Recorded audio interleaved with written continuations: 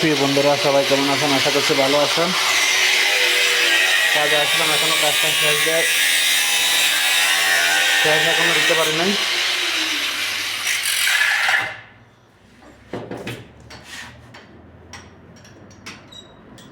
যারা প্রবাসে থাকেন, নতুন আসতেছেন, তাদের জন্য ভিডিওটা আপনারা বেশি বেশি করে দেখবেন।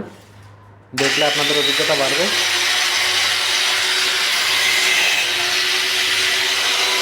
কোনো কাজকে ছোটো ছোটো দেখা যাবে না।